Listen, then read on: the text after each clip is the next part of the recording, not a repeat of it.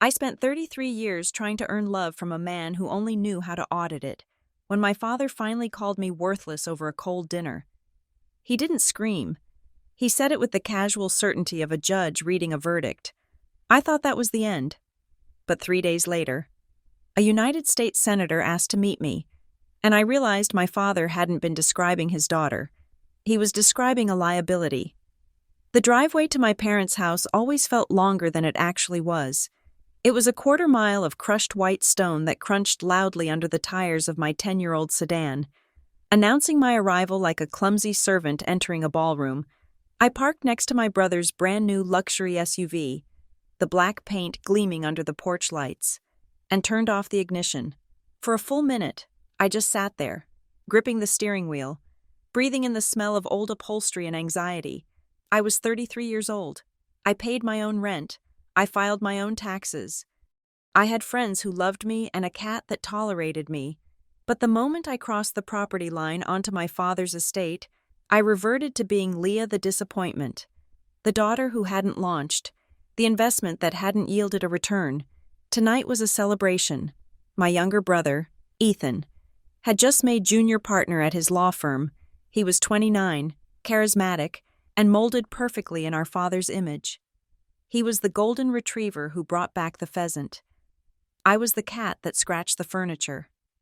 I checked my face in the rearview mirror. I looked tired. The concealer under my eyes was doing its best, but it couldn't hide the fatigue of a 40-hour work week at a logistics firm followed by 10 hours of volunteer work. I smoothed my hair, took a deep breath that rattled slightly in my chest, and opened the car door. The house was imposing, a colonial revival that prioritized symmetry over warmth. When I walked through the front door, the air was already thick with the smell of roasting rosemary and expensive cologne. My father, Robert Simmons, stood in the foyer, holding a crystal tumbler of scotch. He looked like a senator himself, or perhaps the actor playing one in a prestige drama, silver hair perfectly coiffed, a suit that cost more than my car, and a smile that didn't quite reach his eyes. "Leah," he said. The word sounded heavy, like he was dropping a stone into a well. "You made it. We were starting to take bets on whether your car would survive the trip across town." I forced a smile. "It is good to see you. Dad, happy birthday to Ethan." "It is not a birthday, Leah," he corrected smoothly, turning his back to lead me into the living room. "It is a promotion party. Success is harder to come by than a birthday. Anyone can age.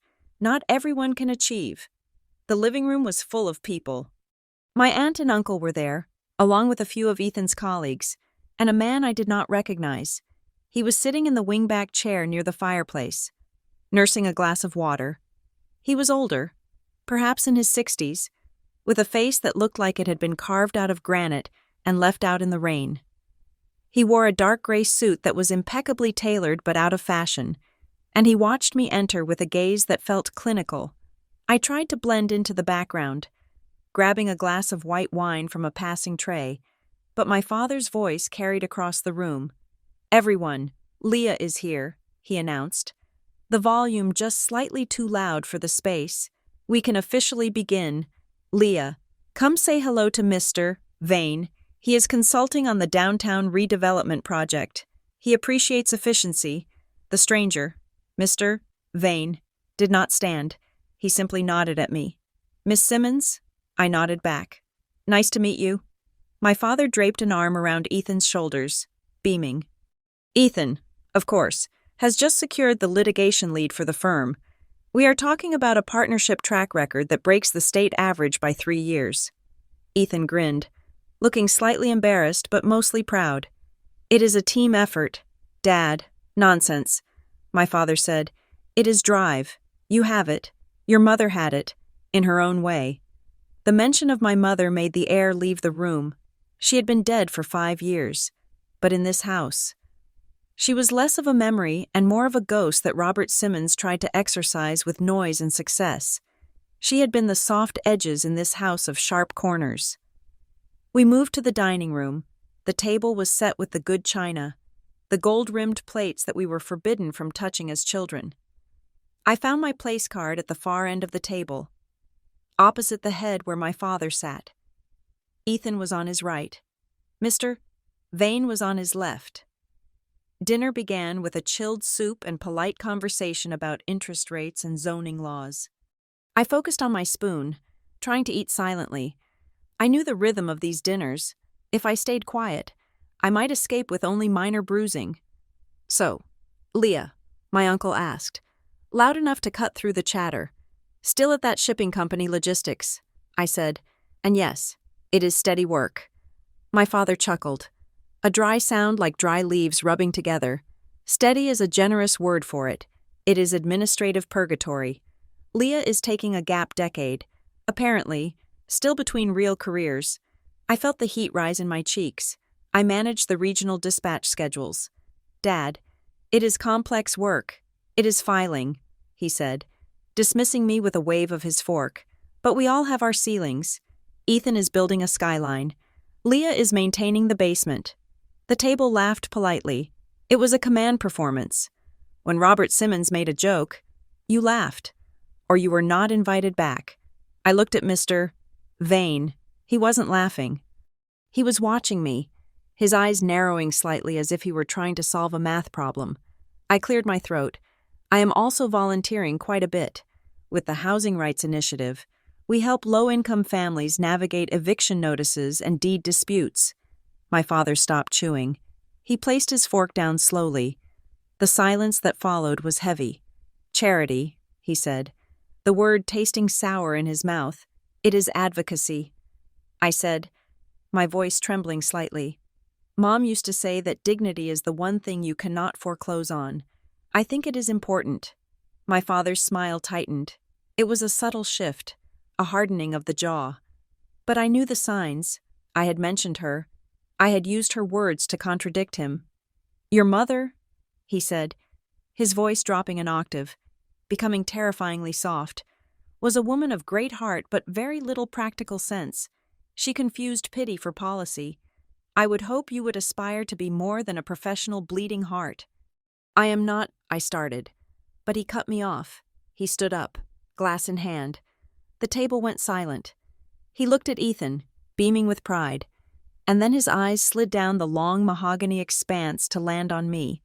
The warmth vanished from his face, replaced by a cold, flat disappointment that I had known my entire life. "To Ethan," he said, "for understanding that the family name is a currency, you have to add value to it. You cannot just withdraw from it until the account is empty." He paused, letting the implication hang there. "And to Leah," he continued, and I froze. He tilted his glass toward me, but it felt like he was aiming a weapon. "For showing us the other side of the coin, it is a valuable lesson, I suppose, to see what happens when ambition is replaced by mediocrity." "Dad," Ethan whispered, looking uncomfortable. "No, let us be honest," my father said, his voice gaining strength. "We are family. We should be honest. Leah, you are 33. You file papers for truckers, and you give free advice to people who cannot afford rent because they made bad choices. You sit there and talk about dignity. But look at you," he gestured to me, a sweeping hand that encompassed my off-the-rack dress, my tired eyes, my silent existence. "You have contributed nothing to this family's legacy. You take up space. You consume resources. In the business world, we have a term for assets that require maintenance but yield no profit." He leaned forward, bracing his hands on the table.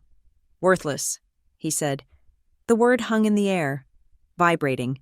My uncle stared at his plate. Ethan looked pale. "Mr. Vane took a sip of his water, his eyes never leaving my face. My father raised his glass higher, to family loyalty, and to knowing your place in it. He drank. The guests, trapped in the social contract, murmured a ragged here and drank with him. I sat there, frozen. It wasn't the insult that paralyzed me. I had been called lazy, unfocused, and soft 1,000 times, but worthless felt different. It felt final. It felt like a diagnosis. I looked at my father, waiting for the wink, the cruel smile that said he was just toughening me up, but he wasn't looking at me anymore. He was sitting back down, turning to Mr. Vane to discuss a golf course development, as if he hadn't just eviscerated his daughter in front of an audience. I stood up. My legs felt like wood. "I have to go," I said. My father didn't turn his head. "Dessert is in 20 minutes. Leah, do not be dramatic." I walked out. I didn't run. I didn't cry. I walked to the hallway, grabbed my purse, and walked out the front door into the cool night air. I got into my car and locked the doors. Then, and only then, did I start to shake. It started in my hands and traveled up my arms until my teeth were chattering. I gripped the steering wheel so hard my knuckles turned white. It wasn't just the humiliation, it was the staging. The way he had waited until everyone was seated, the way he had directed the speech at Mr. Vane as much as to the room, it felt performed. It felt like he needed that stranger to witness my smallness, to verify it for the record. I started the engine and drove away, the gravel crunching beneath me, leaving the golden glow of the house behind. I didn't know it then, but I was driving away from my life as a daughter and into something far more dangerous. The next day, the world did not end. The sun came up. My alarm went off at 6:30 in the morning, and the rent was still due on the 1st. I went to work. I sat in my cubicle at the logistics firm, processing bills of lading and scheduling driver shifts. I was good at this job. Despite what my father said, I was organized. I noticed details other people missed: a mismatched invoice number, a driver logging too many miles in a single stretch. I was the invisible glue that kept the fleet moving, but to the executives on the top floor, I was just a line item in the administrative budget. I ate a packed lunch at my desk, yogurt and an apple, because I was saving for a new transmission. My father had millions. I had a checking account that hovered nervously around $2,000. At 5 o'clock, I clocked out and drove to the east side, to a converted storefront sandwiched between a laundromat and a vape shop. This was the Housing Rights Initiative. It wasn't much: 4 desks, a flickering fluorescent light, and a coffee machine that tasted of burnt plastic, but it was the only place I felt real. The director, Sarah, was already there, buried under a stack of eviction notices. She looked up and smiled when I walked in. "Hey, you," she said. "You look like you went 12 rounds with a heavyweight." "Family dinner," I said, hanging my coat on the rack. Sarah grimaced. "Ouch, say no more. There is a stack of tenant declaration forms on your desk, and we have a new problem with the landlord at the Riverview complex. He is claiming he never received the certified checks."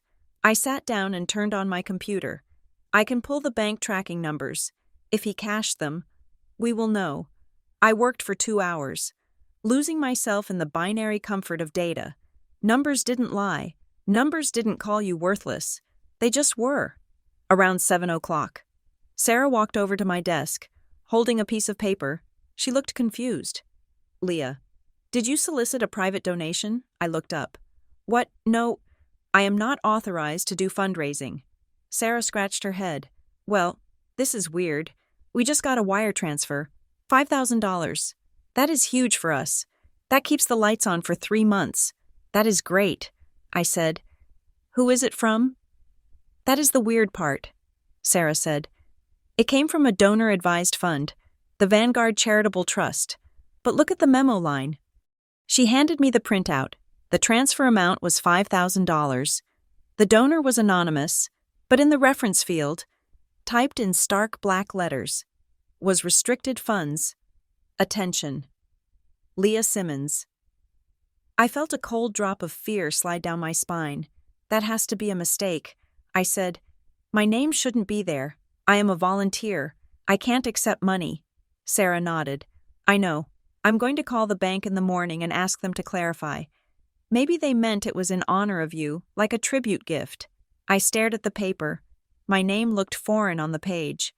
Who would donate $5,000 in my name? My friends were all broke millennials. My family didn't support my charity hobby. "It is probably a clerical error," Sarah said, taking the paper back. "Don't worry about it. I will fix it." I tried to go back to the tenant forms, but my focus was shattered. The feeling from the dinner, the sense of being watched, came rushing back. My cell phone buzzed on the desk. I looked at the screen. Unknown number. Usually, I ignored these. They were robocalls or debt collectors looking for the previous owner of my phone number. But something made me pick it up. "Hello, Ms. Simmons," a woman's voice asked. She sounded brisk, professional, and expensive. Speaking, "This is Elena Nervous, executive assistant to Senator Halloway." I froze. Senator Halloway was the senior senator for our state. He was a fixture on the news. A man of power and influence who operated in circles far above my pay grade. Yes, I stammered. "The senator is going to be in your district on Thursday," the woman said. "He would like to request a brief private meeting with you."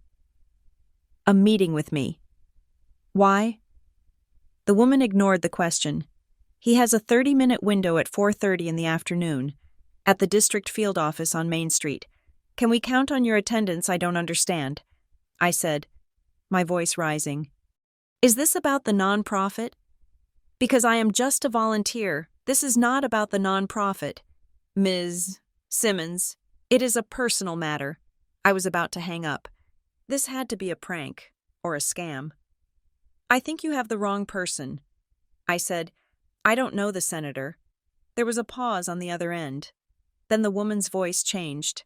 It became softer, more deliberate. "He wants to speak with you about Margaret Evelyn Simmons." The air left my lungs. Margaret was my mother's name, but Evelyn was her middle name. But she never used it. It wasn't on her driver's license. It wasn't on her tombstone. It was on her birth certificate and her marriage license, legal documents that sat in a fireproof box in my father's study. "How do you know that name?" I whispered. "Thursday," the woman said. 4:30. Please be prompt." The line went dead. I sat there, holding the phone, staring at the peeling paint on the office wall. My mother had been dead for 5 years. She was a quiet woman who gardened and read historical fiction. She didn't know senators. She didn't have secrets, or so I thought. I packed up my things early. "I'm not feeling well. Sarah," I told the director, "I need to head out." She looked concerned but nodded. "Go, get some rest."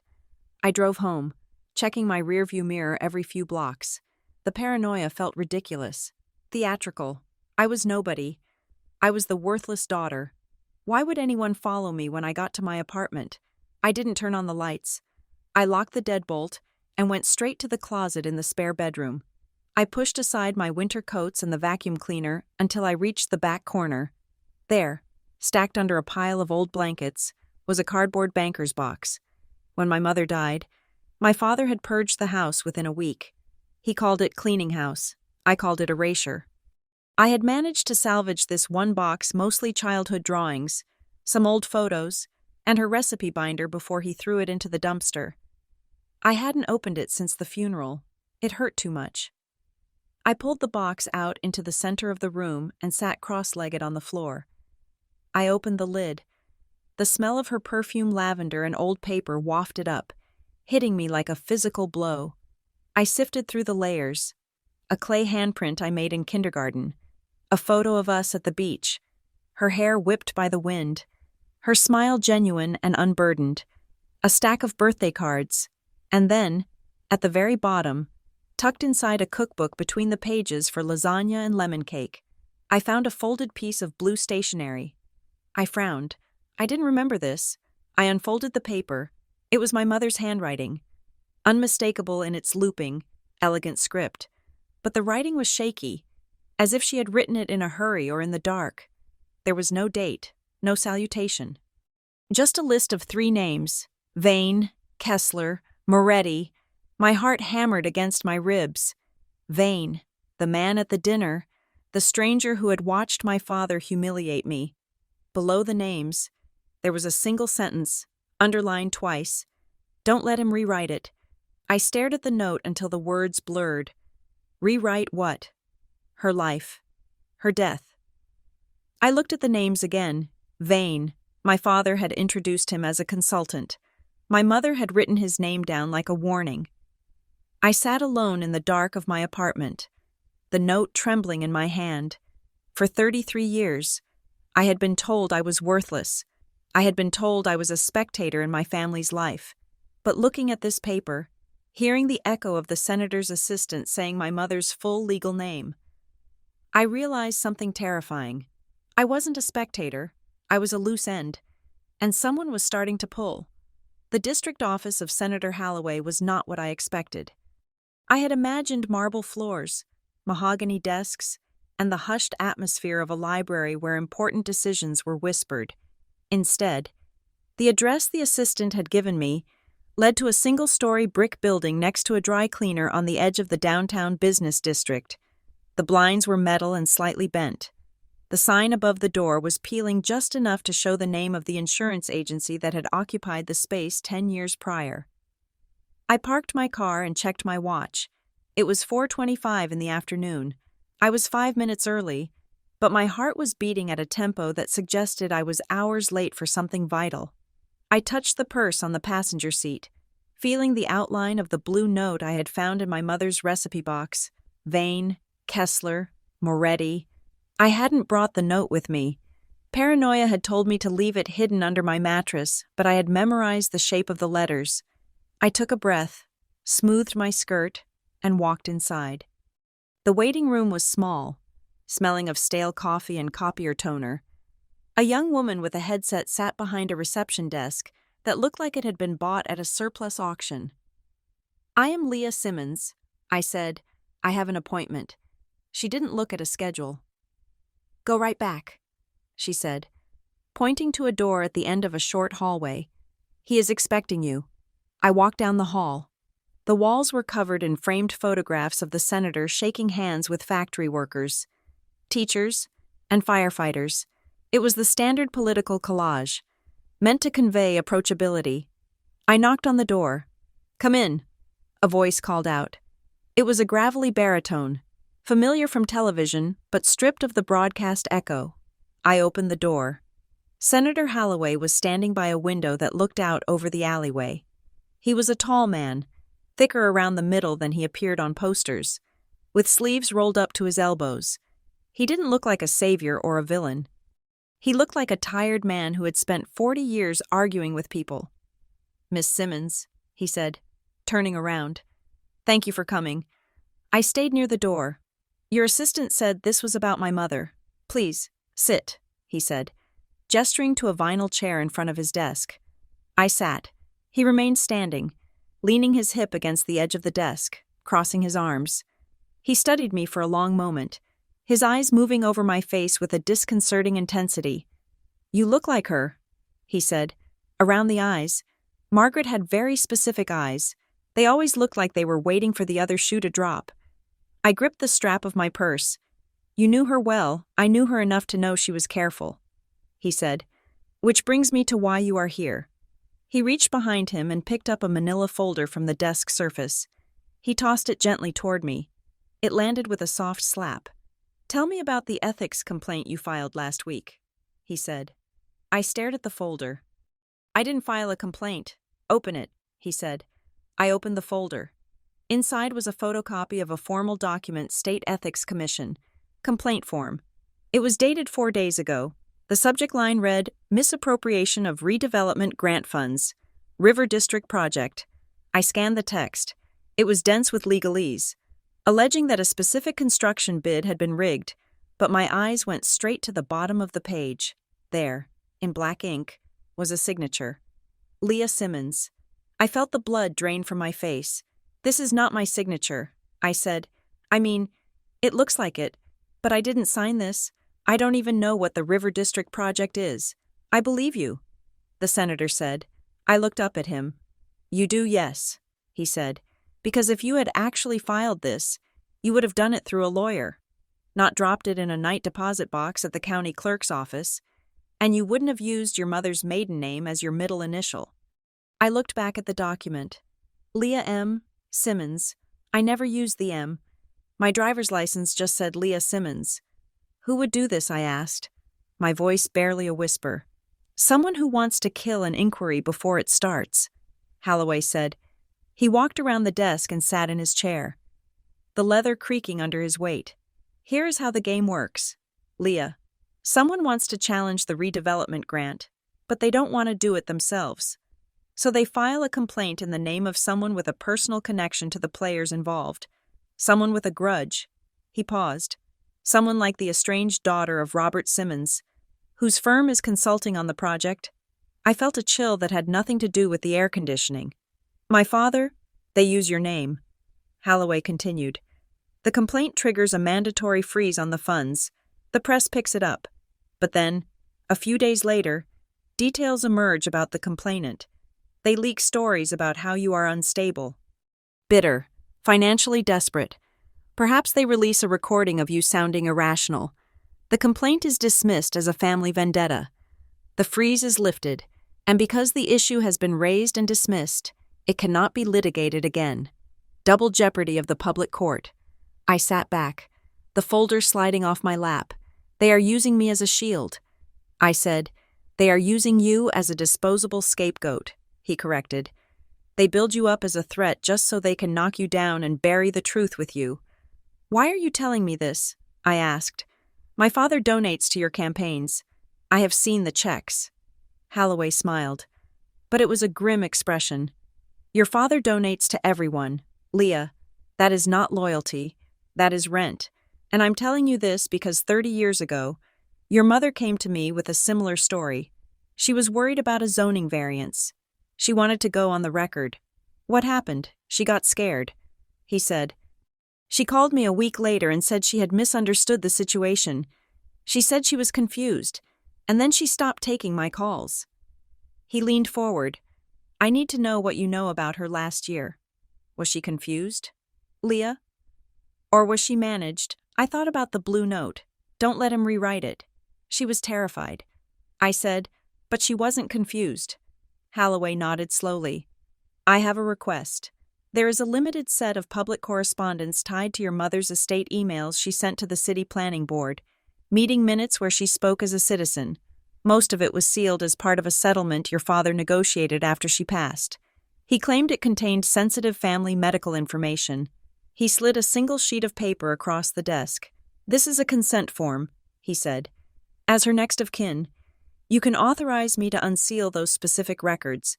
It won't give me everything, but it will give me the cracks in the wall. I looked at the paper. It felt like a trap. If I signed this, I was declaring war. I was stepping out of the role of the invisible daughter and into the role of the traitor. But then I heard my father's voice in my head. Worthless. He had called me that to make me small, to make me believe I had no power. I picked up the pen from his desk. My hand shook. But I forced the tip onto the paper. If I sign this, I said, what happens? Holloway watched me. If you sign that, you become a player in the game, and players get tackled. I cannot promise you safety. I can only promise you the truth. I signed my name, Leah Simmons. Holloway took the paper and handed it to a young man who had quietly entered the room from a side door. The staffer nodded and placed a tablet on the desk in front of me. We pulled this from an archived server this morning, the staffer said.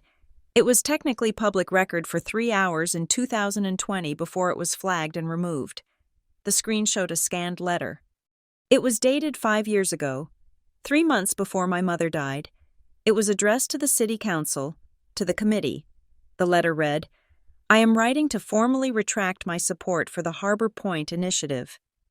I have reason to believe that the donations solicited for the community park are coercive in nature and are being used for contract steering rather than public benefit.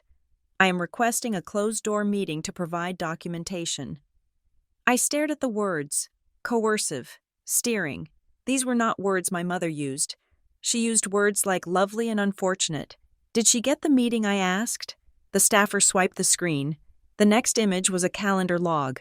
Meeting request Margaret Simmons. Status cancelled by requester.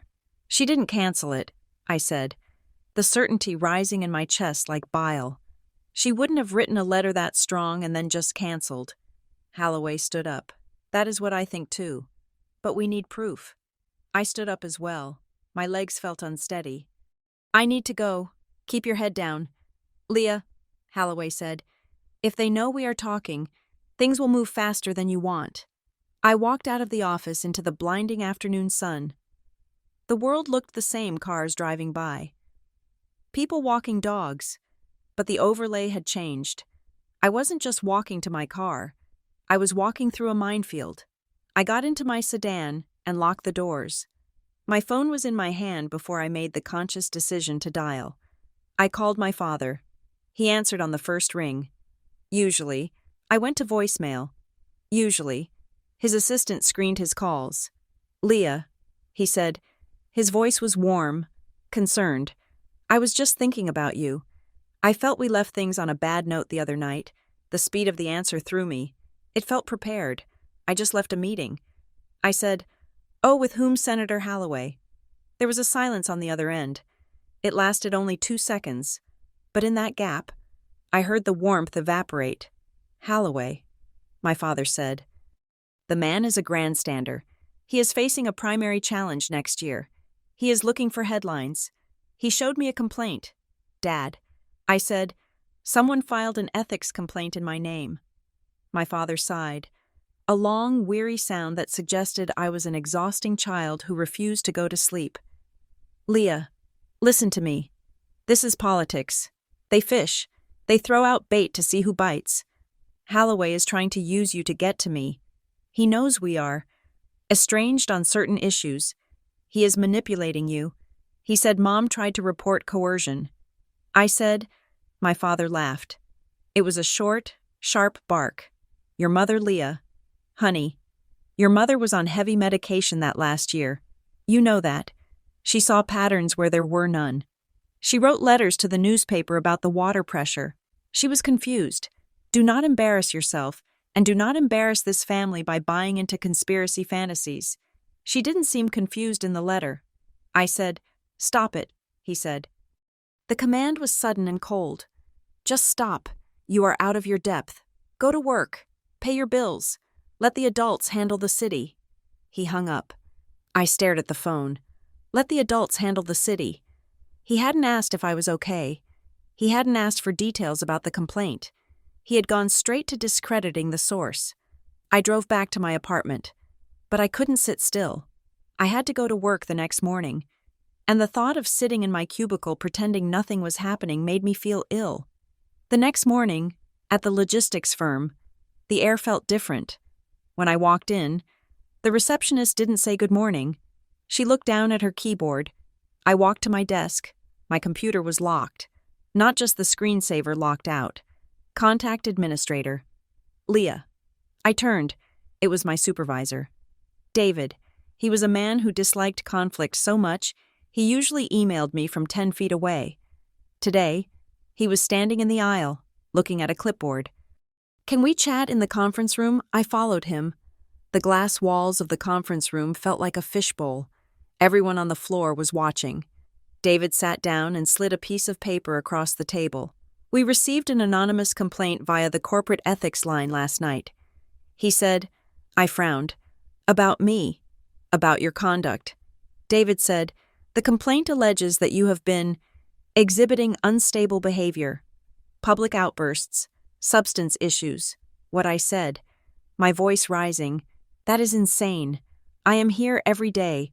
I am never late." The complaint was very specific. David said, "It cited an incident at a private dinner this week where you screamed at family members and had to be removed." I felt the room spin. "The dinner, David," I said, trying to keep my voice steady. "I had a disagreement with my father at a family dinner. I did not scream. I was not removed. I left. Who sent this?" "It is anonymous," David said.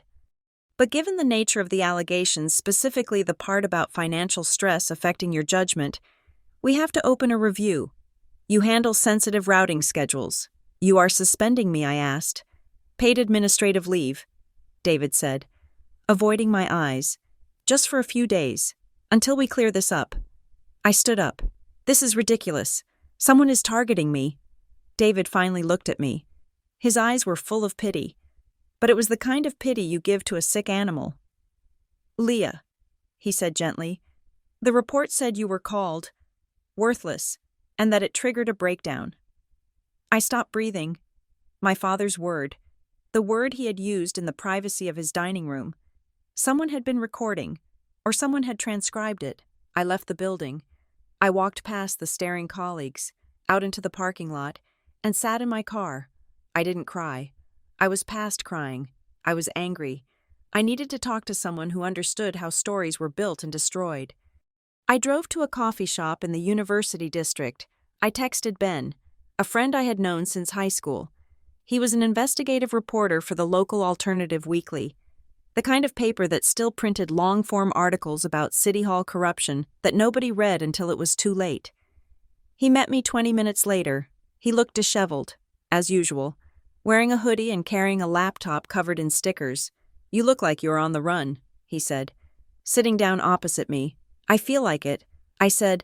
I told him everything: the dinner, the senator, the complaint, the suspension. Ben listened without interrupting, typing notes on his phone. When I finished, he whistled low. "Classic," he said. "Classic what? Soft corruption." He said, "See, people think corruption is a bag of cash in a parking lot. It is not. It is relationship management. It is your dad knowing the guy who runs the redevelopment board. It is a consultant knowing the guy who runs your HR department's ethics hotline service." He leaned in. "The redevelopment project you mentioned, the River District, that is a gold mine. We are talking $200 million in federal grants. If your dad's firm is the consultant, they are the gatekeepers. If they say a building is blighted, it gets torn down. If they say the land is prime, the value triples. But why me?" I asked, "Why destroy me? I am nobody. You are the glitch." Ben said, "You are the daughter who didn't get in line. If the senator is right, and your name is being used to file fake complaints, they need you to be discredited. They need you to be the crazy daughter. That way, if you ever do speak up for real, no one listens."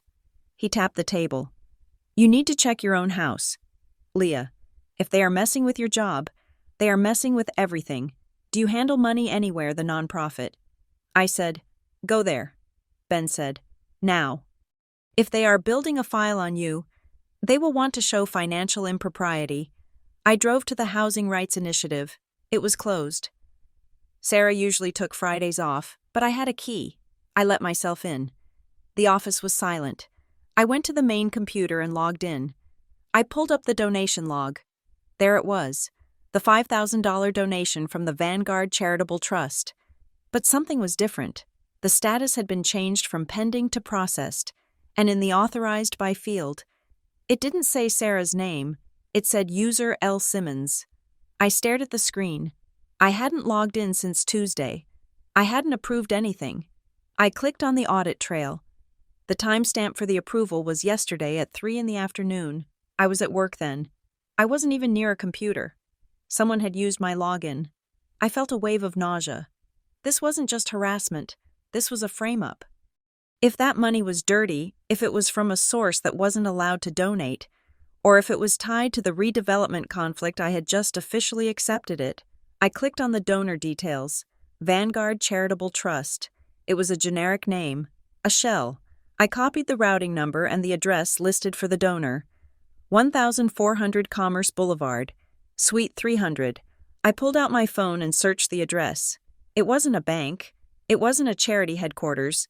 It was a commercial office building downtown. I scrolled through the tenant list for Suite 300. Apex Consulting Group, Riverfront Holdings, LLC, Simmons Strategic Partners, my father's company. The donation had come from his office. He, or someone working for him, had sent $5,000 to the nonprofit I volunteered for, and then hacked the system to make it look like I had quietly pushed it through. Why? To create a conflict of interest.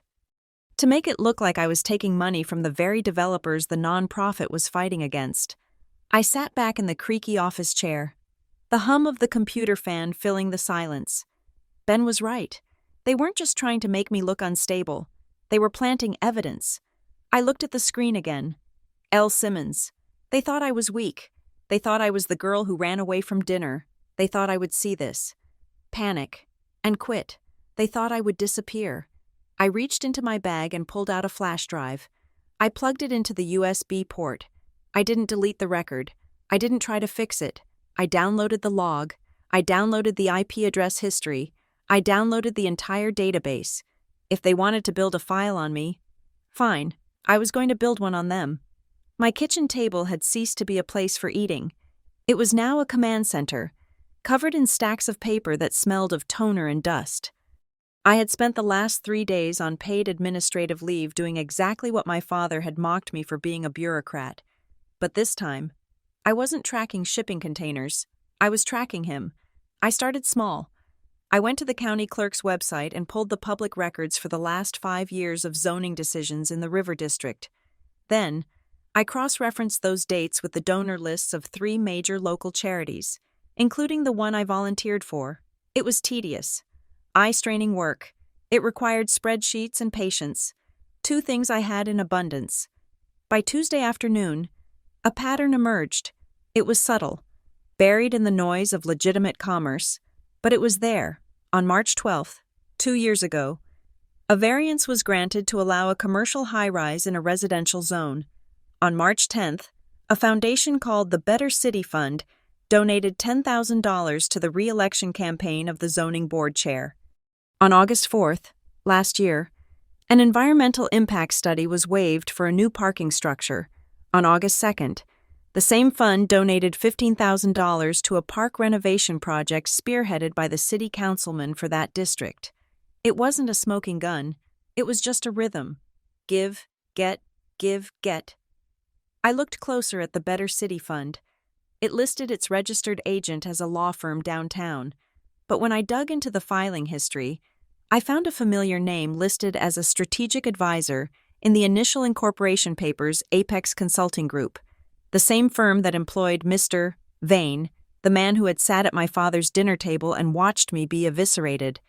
I sat back, rubbing my eyes. The humiliation at dinner hadn't just been my father being cruel.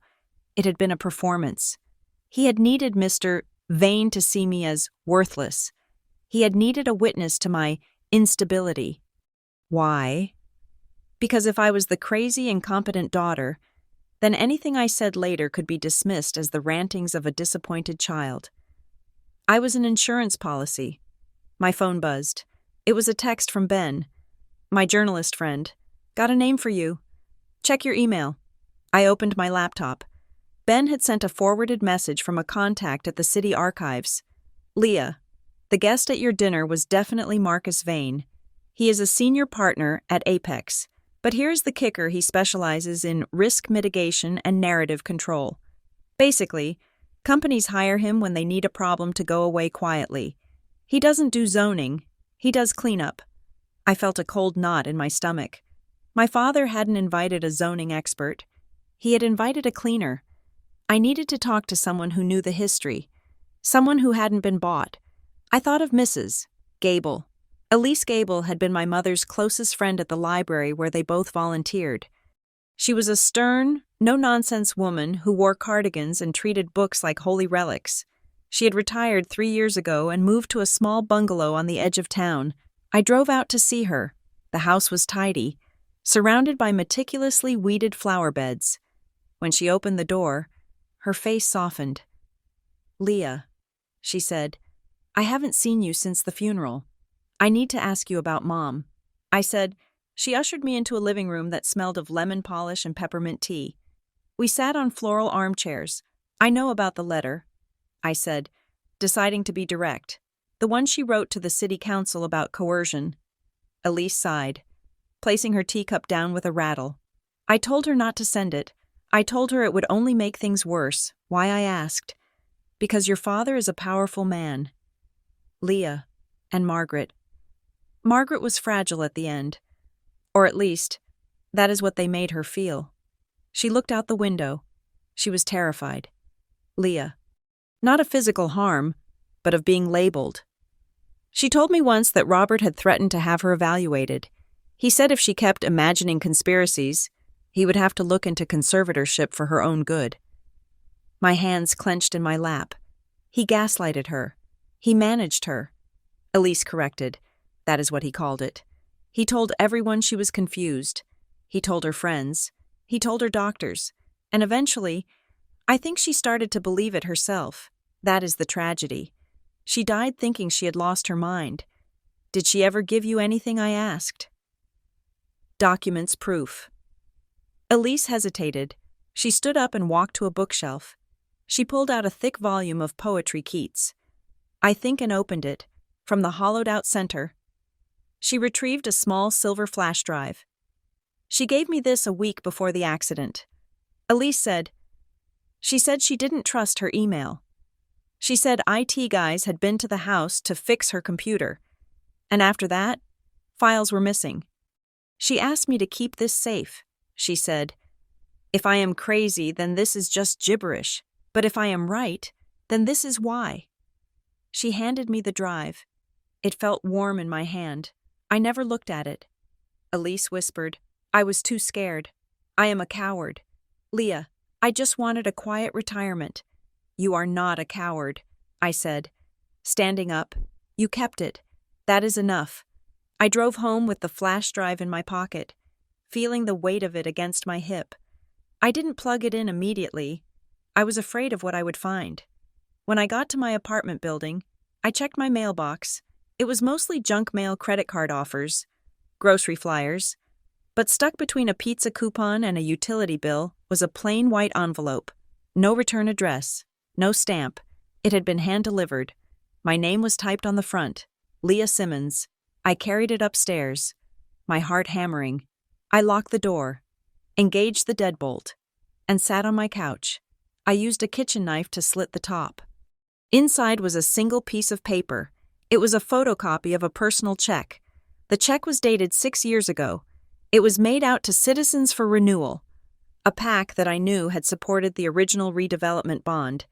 The amount was $5,000. The signature at the bottom read, Margaret E. Simmons. I stared at the signature. It looked perfect. The slant was right. The loops were right. To a bank teller, or a lawyer, or a judge. This was undeniably my mother's signature, but I knew it wasn't. My mother had a habit, a tic, really. She had been a school teacher before she married, and she had taught cursive for 10 years.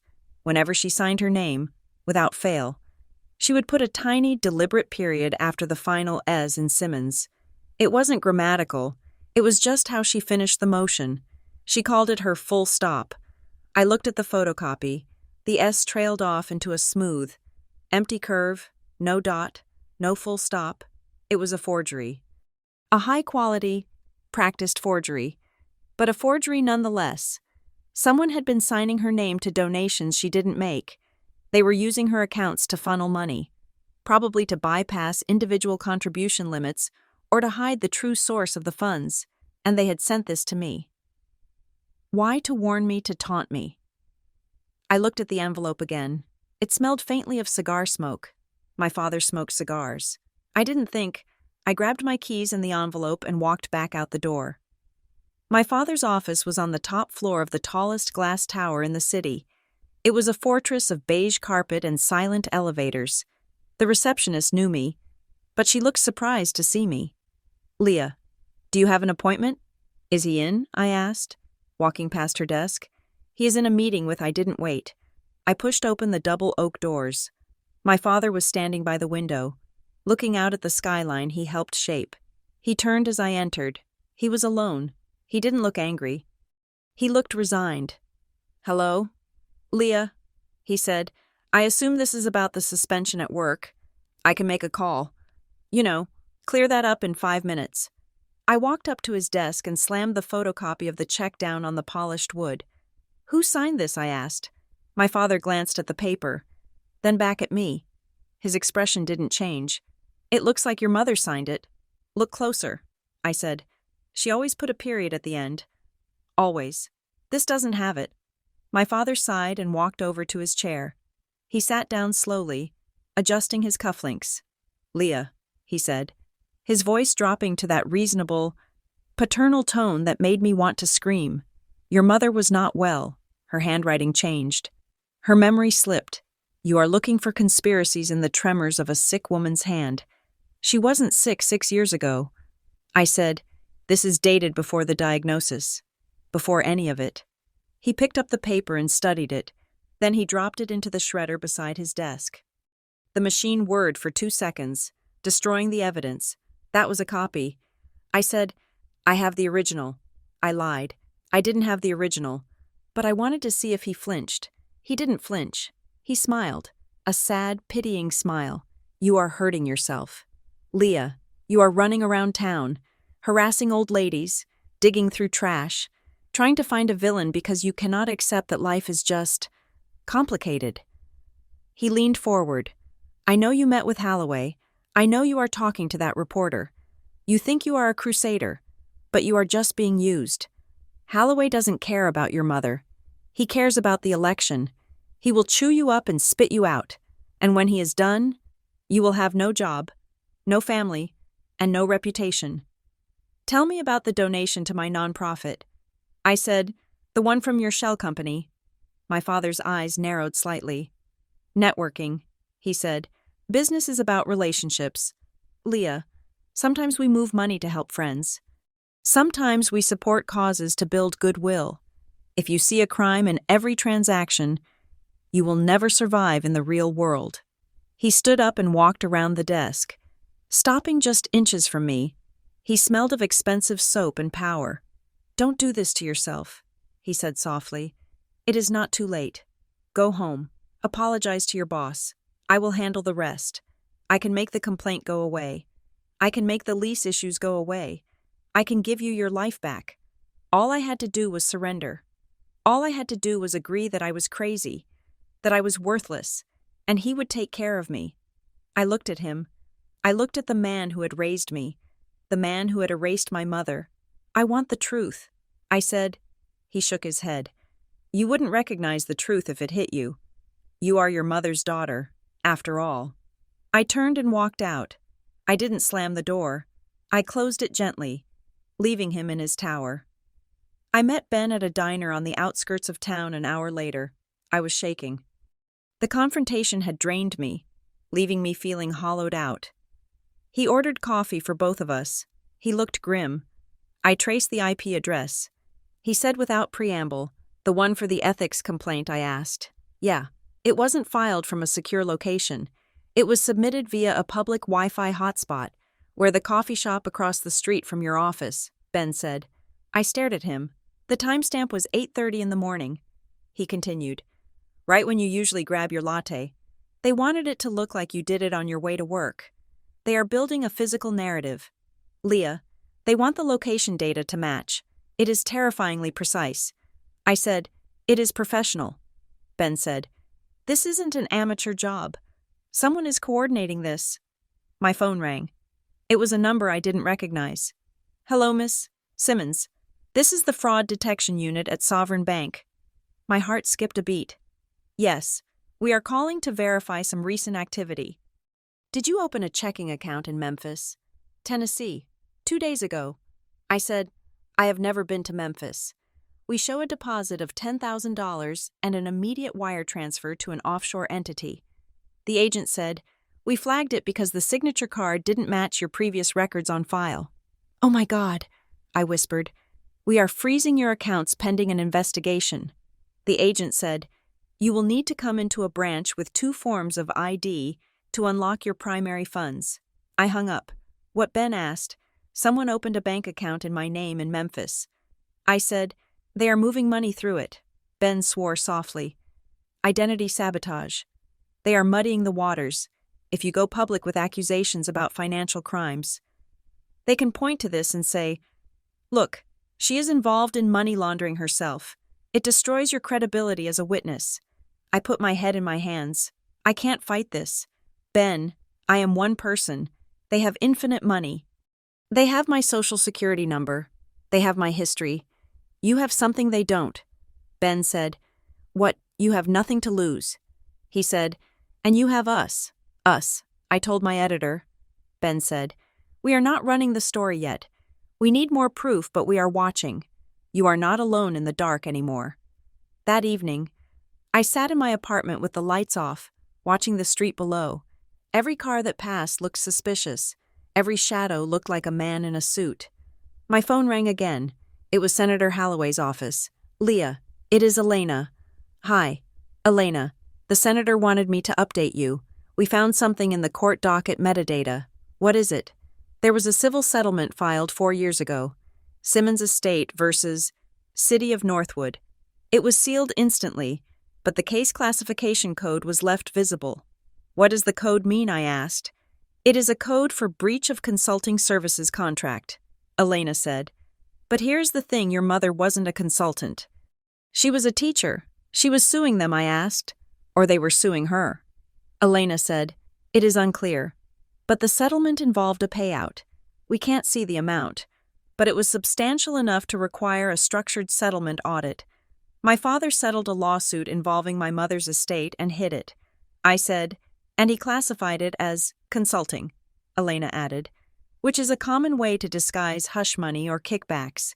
If your mother was receiving consulting fees for work she didn't do, that is fraud. If she was paying them back, that is admission of guilt.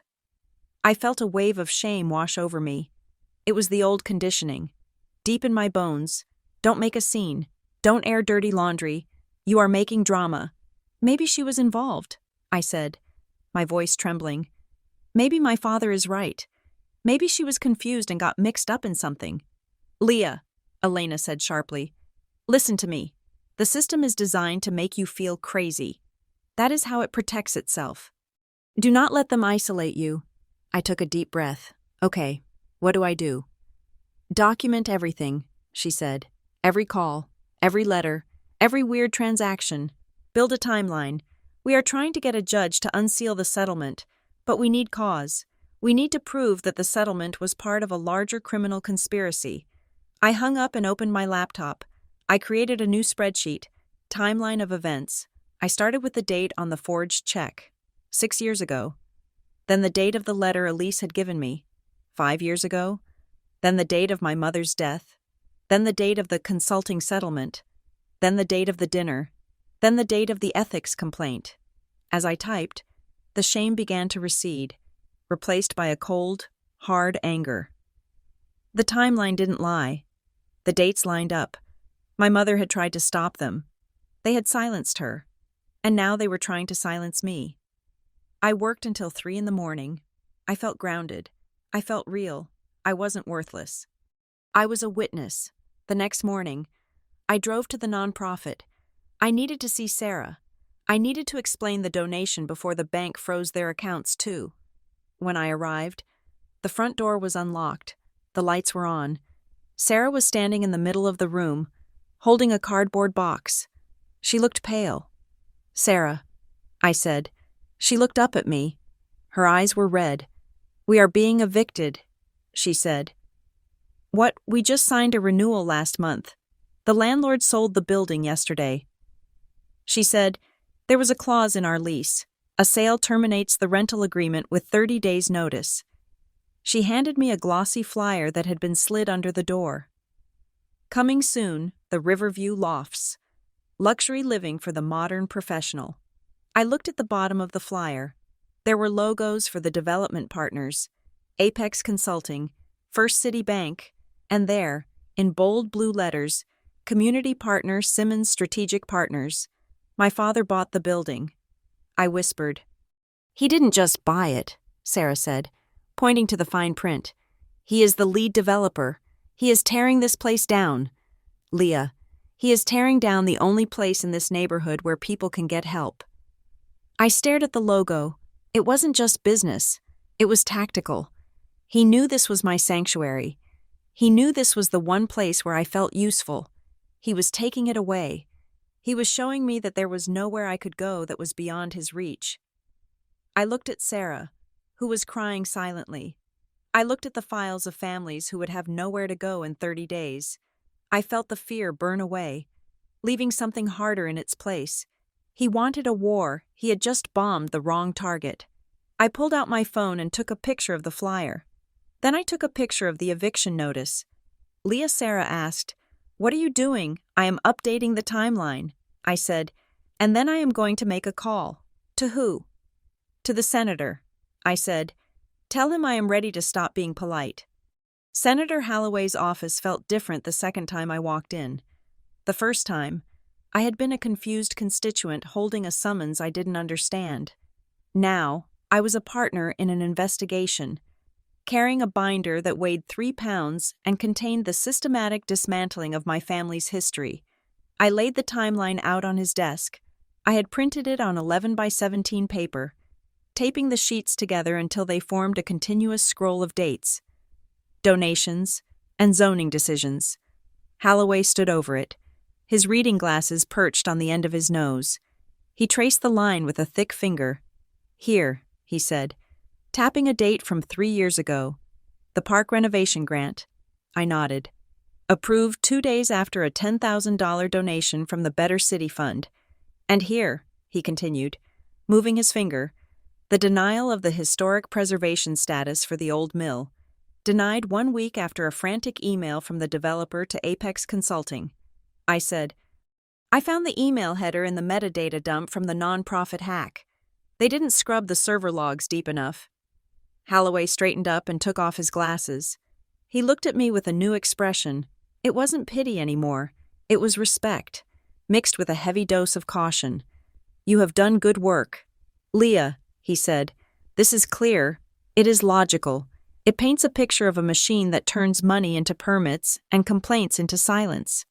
He walked to the window, looking out at the street below. "But in my world, clear and logical are not enough to win." I frowned. "What do you mean, it is all there? Quid pro quo?" Holloway turned back to me. "The law requires proof beyond a reasonable doubt. But public opinion requires a simple story. And what you have here is complicated. It is a web of shell companies, consultants, and coincidences." He leaned against the sill. "If we go public with this now," he said, "they will not argue the facts. They will muddy the water. They will say the dates are coincidental. They will say the donations were philanthropic. They will release 5 different versions of the truth until the voters get a headache and stop paying attention. That is how these networks survive. They turn truth into messy uncertainty." I felt a flash of frustration. "So we do nothing, no," Holloway said. "We choose our battlefield." He walked back to his desk and sat down. "I can offer you 2 paths. Leah, path 1. We go to the press tomorrow. We drop everything. It will make a splash. You will be on the news. They will attack you immediately. They will dig up every parking ticket you have ever had. They will paint you as the bitter daughter destroying her father's legacy for 15 minutes of fame. But it will force an official inquiry." He paused. "Path 2. We stay quiet. We use this timeline to target specific subpoenas. We get the bank records that link the donations directly to the zoning votes. We build a case so tight that when we finally do pull the trigger, they cannot spin their way out of it. It will take months. It will be lonely. And you will have to keep pretending you are just a clerk at a logistics firm." I looked at the timeline. I looked at the name, Apex Consulting, repeated over and over in red ink. I thought about my father's face when he told me I was worthless. He wanted me to be reactive. He wanted me to scream and cry so he could dismiss me. "I choose the middle path," I said. Holloway raised an eyebrow. "Which is, we gather the evidence quietly." I said, "I am not going to the press yet. I am not giving them a target, but I'm not just waiting for subpoenas either. I am going to find the people they silenced. The paper trail is one thing, but there are human beings buried under this spreadsheet." Holloway smiled, a slow, grim smile. "Good answer," he said. "Finding the people was harder than finding the documents. Documents stayed where you filed them. People moved, changed their numbers, and signed non-disclosure agreements that terrified them into silence.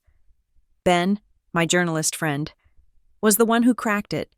He had spent 3 days digging through LinkedIn profiles of former Apex Consulting employees, looking for anyone who had left abruptly. He found a woman named Karen Mills.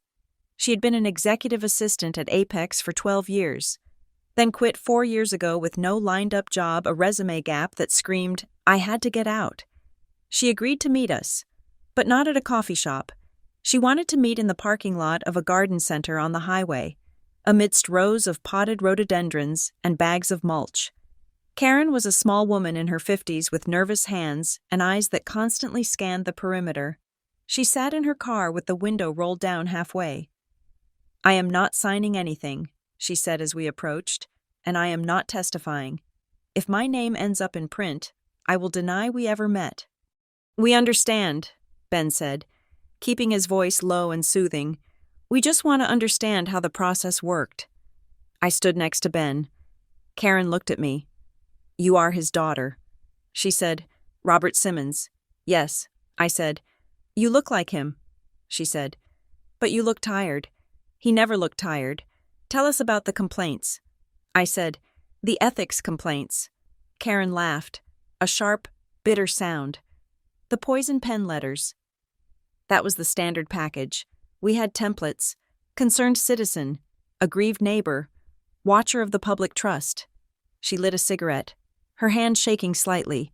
"If a council member was leaning the wrong way on a vote," she said, blowing smoke toward the azaleas, "suddenly there would be a complaint filed against them. Usually something vague. Misuse of office. Unprofessional conduct. It didn't have to be true. It just had to trigger an investigation. Investigations freeze people. They make them scared. And scared people negotiate. And the donations Ben asked." "The sweetener," Karen said. "First you use the stick, then you offer the carrot." "Oh, I hear you're having legal trouble. That is terrible. By the way, our foundation would love to support your literacy initiative." I felt sick. It was exactly what was happening to me. The complaint at work, the sudden pressure, my father. I said, "What was his role? Was he just a client?" Karen looked at me, her expression softening into something like pity. "Honey," she said, "your father wasn't a client. He was the architect." I froze. "People think Apex was running the show," she said. "But Apex was just the muscle. Your father, he was the fixer. When a donor got cold feet, Robert Simmons took them to dinner. When a city planner started asking questions about environmental reports, Robert Simmons played golf with their boss." She leaned out the window, her voice dropping to a whisper. "He wasn't the one shouting. He was the one who made everyone feel safe while he was cutting their throats.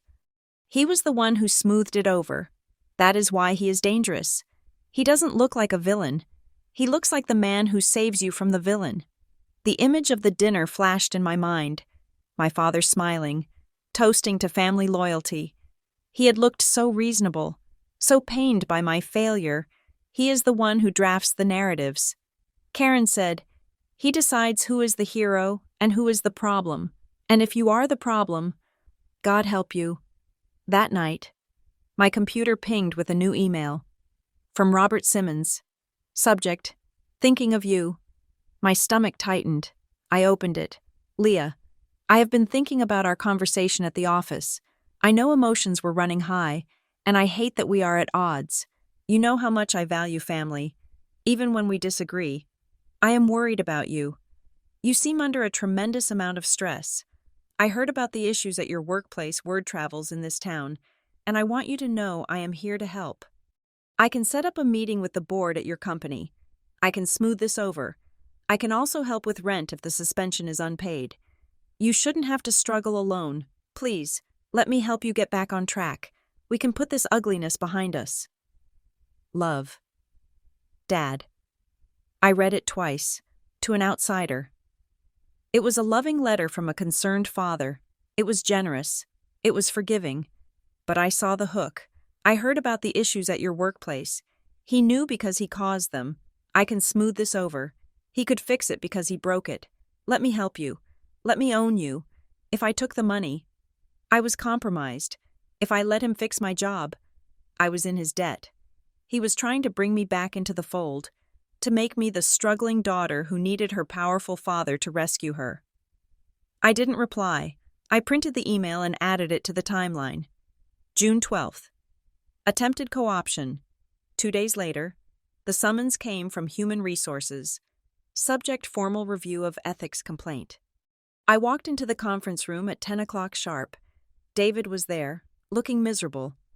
Next to him was the HR director, a woman named Linda who I had spoken to exactly twice in 5 years. "Please sit down." "Leah," Linda said. She had a file open in front of her. I sat. I placed my own binder on the table. It was smaller than the one I gave the senator, but it was dense. We have completed our preliminary review of the anonymous complaint, Linda began. While the allegations are personal in nature, the company has a policy regarding reputational risk.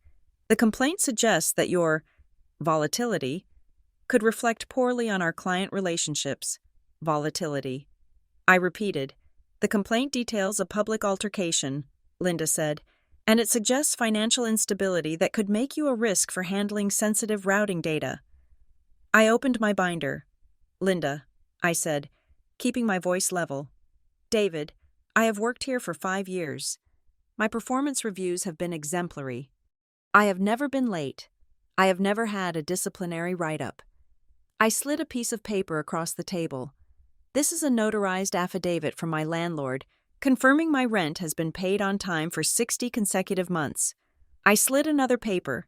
This is a copy of my credit report. Pulled yesterday. It shows no delinquent debts, other than the fraudulent account in Memphis, which is currently under police investigation. Here is the case number. I slid a third paper, and this is a letter from the restaurant where the altercation allegedly took place. I went back there and asked the manager to pull the security footage.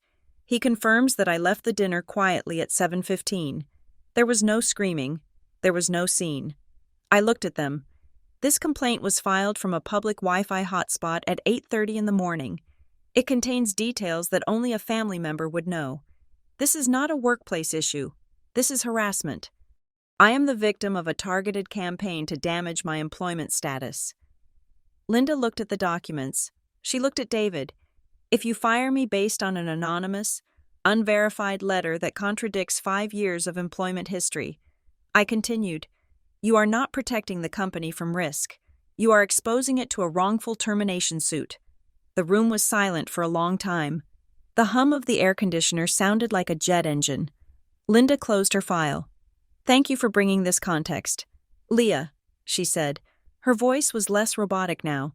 We will need to reevaluate the credibility of the source. I stood up. Thank you. I will be at my desk. I walked out. My legs were shaking, but my head was high. I hadn't asked for mercy. I had established a boundary. That evening, I didn't go home. I drove to the outskirts of the city, to the sprawling memorial park where my mother was buried. The sun was setting, casting long, bruised shadows across the grass. I found her grave easily. It was a modest marker, Margaret Evelyn Simmons, nestled under an oak tree. My father had wanted a mausoleum. She had made him promise to give her grass. It was the one battle she had won. I stood there, clutching my coat against the wind. Hey, Mom, I said. I hadn't visited in a year. I had felt too guilty. I had felt like I failed her by not being the strong, successful woman she wanted me to be. I sat down on the grass. The ground was cold. He called me worthless. I told the stone, and for a minute, I believed him. I thought he was right. I thought I was just a collection of unfinished projects and bad decisions. I traced the letters of her name, but I realized something today. I have been trying to earn his approval my whole life. I have been trying to be big enough for him to see me. I looked at the sprawling city in the distance, the lights flickering on in the twilight. I don't want his approval, I said, the realization settling in my chest like a heavy, solid weight. I don't want to be the kind of person Robert Simmons respects, because to earn his respect, you have to lose your soul. I thought about the note in the recipe box. Don't let him rewrite it. She hadn't been writing about history. She had been writing about herself, about me. I am not worthless. I said, I am the only one who is awake. I stood up. I felt lighter. The shame that had dogged me for 33 years, the shame of not being enough, was gone. In its place was a cold, clear purpose. I went back to my apartment with a sudden, driving instinct. I went straight to the closet and pulled out the banker's box again. I had looked through it before. I had found the note, but I hadn't searched it. I hadn't looked at it with the eyes of an investigator. I dumped everything out on the floor. The drawings, the photos, the recipes. I picked up the box itself. It was a standard cardboard file box. But when I tapped the bottom, it sounded dull, thick. I turned it over. The bottom looked normal. I turned it back right side up. I ran my fingers along the inside seam. There was a layer of cardboard that felt slightly loose. I grabbed a pair of scissors and wedged the tip under the cardboard insert. It popped up. It was a false bottom. My mother had taped a second layer of cardboard over the real bottom of the box. Hidden in the space between was a small, black external hard drive and a single manila envelope. My heart hammered against my ribs. I picked up the hard drive. It was old, scuffed. I carried it to my laptop and plugged it in. The drive spun up with a high-pitched whine. A folder window popped up on my screen. Backup_2020. I opened it. There were hundreds of files, scanned PDFs, emails, bank statements. I clicked on a folder labeled Audio. There was one file inside, memo_March12.w.av. The date was 2 weeks before she died. I put on my headphones. I clicked play. There was a hiss of static, and then my mother's voice filled my head. It was shaky, breathless, as if she had been running. "It is March 12th, she said. "Robert found out I went to the bank. He is angry. Not the shouting kind, the quiet kind." I closed my eyes. It was like she was in the room. "He told me today that I am not well," she continued. "He said I am forgetting things. He said I signed checks I don't remember, but I didn't sign them. I know I didn't." A pause. The sound of a deep, ragged breath. "They are moving money through my accounts. I saw the statements before he hid them. Payments to Apex. Payments to the councilman. He is using my name to wash it." Her voice broke, then steadied. "I am scared he is going to have me committed. He mentioned Dr. Aris again. He said, I need rest. If they lock me away, no one will believe me." Then came the silence. A long, heavy silence where I could hear the background hum of the refrigerator in my childhood home. "Leah," she said. Her voice changed. It became fierce, direct. "If you find this, if Leah ever hears I was weak, it is a lie. I was not weak. I was outnumbered." The recording ended. I sat there, tears streaming down my face. She wasn't confused. She wasn't fragile. She was a woman fighting a war in her own kitchen, surrounded by enemies who claimed to love her. I was not weak. I was outnumbered. I wiped my face. I opened the manila envelope that had been with the drive. Inside was a legal document. It was a copy of the sealed settlement Holloway had told me about. Settlement agreement and release. Party A, the estate of Margaret Simmons. Party B, Northwood Legal Aid Society. I frowned. Legal aid? I read the text. It was dense, but the gist was clear. A grant of $50,000. Intended for the Northwood Legal Aid Society, a group that provided free lawyers for eviction defense had been intercepted. The document claimed that the funds had been misdirected due to clerical error into a consulting account controlled by Apex. My mother's estate had agreed to pay back the $50,000 to avoid a lawsuit. But the signature on the agreement, my mother's signature, was dated 3 days after she died. My father had forged her signature after her death to settle a theft he had committed. And the victim wasn't just the city, it was the Legal Aid Society, the very people I volunteered alongside. The money he stole was meant to help the people he was evicting. He had stolen from the poor, used his dead wife to cover it up, and then called his daughter worthless for trying to help them. I stared at the screen. The scope of it was nauseating. It wasn't just corruption. It was predation. I picked up my phone. I texted Holloway. "I have the smoking gun, and I know who he hurt." Then I texted Ben. "Get the admin ready. We are not just building a timeline anymore. We are building an indictment." I looked at the hard drive. My mother had hidden it for me. She had known, somehow, that I would be the one to find it. I wasn't the worthless daughter. I was the failsafe. Ben sat at his cluttered desk in the newsroom, the glow of his monitor illuminating the dark circles under his eyes. He spun the laptop around so I could see the screen. "Read it," he said. I leaned in. The headline was stark. "The Charity Loophole. How Local Development Dollars Disappear into Consulting Fees." It was a masterpiece of connect-the-dots journalism. Ben had woven together the public records, the timing of the zoning variances, and the testimony of the former assistant, Karen Mills. He hadn't named my father directly in the lead, referring to him instead as a prominent local power broker, but anyone who knew how the city worked would know exactly who he meant. "It is good, Ben," I said. "It is really good.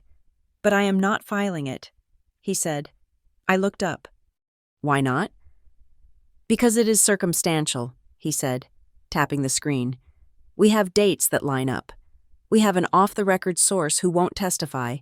We have a pattern, but we don't have the smoking gun that links your mother's forged signature to a specific act of fraud. If we run this now, their lawyers will tear it apart. They will sue the paper for libel, and my editor will kill the story before the ink is dry." He looked at me, his expression serious. "We need the check. Leah, we need to prove that signature is a fake. If we can prove they forged a dead woman's name to move money, that is a felony.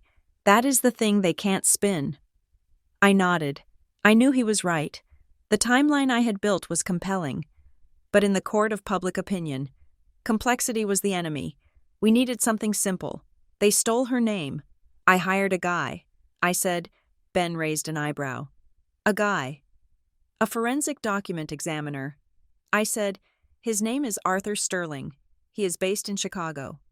I sent him the high-resolution scans of the check stub and the settlement agreement, along with 10 samples of my mother's real handwriting from her recipe cards and old tax returns. Ben whistled. "That is not cheap. I dipped into my savings." I said, "The real savings. The money I was saving for a down payment on a house I am never going to buy. When do we get the results today?" I said, as if on cue. My phone pinged. I pulled it out. New email from Sterling Forensics. My heart hammered against my ribs. "Open it," Ben whispered. I clicked the attachment. It was a 12-page PDF, dense with technical jargon about pen pressure, stroke velocity, and loop formations.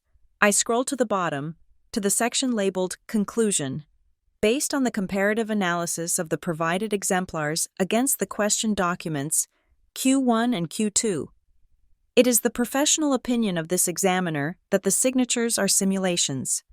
The absence of the habitual terminal period, combined with the microscopic evidence of tremor consistent with slow hand tracing, indicates a high probability of forgery. I let out a breath I felt like I had been holding for 5 years. High probability. I read aloud. "That is enough for the lawyers," Ben said, grinning. "That is our shield." I felt a surge of triumph, but it was quickly replaced by a cold wave of anxiety. We had the weapon. Now we had to decide when to use it. "Wait," I said. "Not yet." Ben's smile faded. "Leah, we have it. Let's go. If we drop this now," I said, looking at the screen, "they will know it came from me. They will know I have the hard drive. They already suspect you," Ben argued. "Suspecting is one thing," I said. "Knowing is another. If they know I have the drive, they will come for me. I need to be ready. I need to get the senator on board with the timing." Ben sighed, rubbing his face. "You are playing a dangerous game. Leah, you are letting them maneuver while you sit on the evidence. I am not sitting on it." I said, "I am loading the gun. Just give me 2 days." I left the newsroom and drove to the county records office. I needed to certify the death certificate one more time, a mundane bureaucratic task required to formally challenge the bank account in Memphis.